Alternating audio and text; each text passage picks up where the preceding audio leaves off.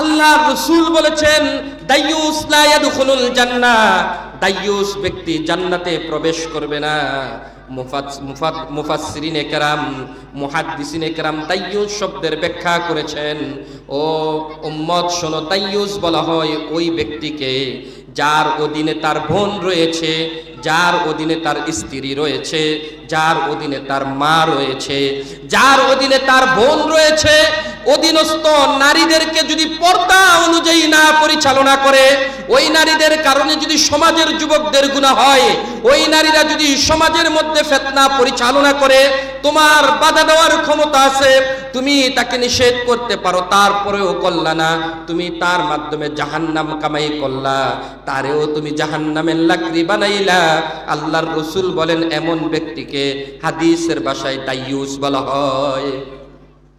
হাদিসে স্পষ্ট এসেছে এই দাইয়ুস ব্যক্তিগুলো কখনো জান্নাতে প্রবেশ করবে না। এই জন্য রহমানের বান্দা হওয়ার জন্য 1 নাম্বার গুণ হলো চলন ভঙ্গিকে সংশোধন করতে হবে। বলেন কি ভঙ্গি?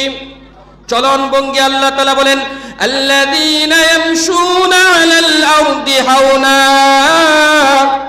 ওয়া ইযা খাতাবাহুমুল জাহিলুনা ক্বালু সালামা।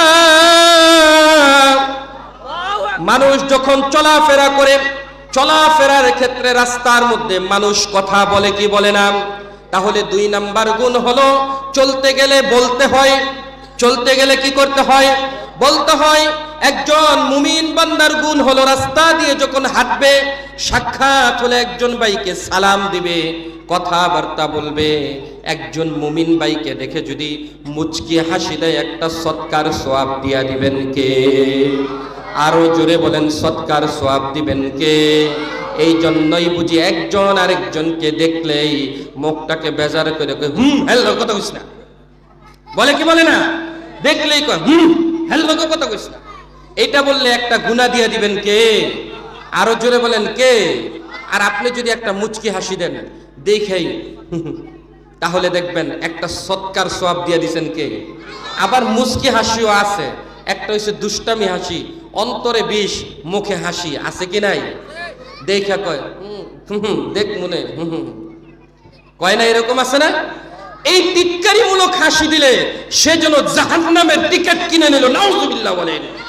সেজন্য টিটকারিমূলক হাসি নয়, মুচকি হাসি, তাবাসসুম, মুচকি হাসি হাসতেন আমার রাসূল, সুবহানাল্লাহ বলেন। রাসূলুল্লাহর এই হাসি অনুযায়ী যে ব্যক্তি মুচকি হাসি দিবে তাকেও একটা সৎকার সওয়াব দিয়ে দিবেন কে? আরো জোরে বলেন কে? আল্লাহ দিয়ে দিবেন।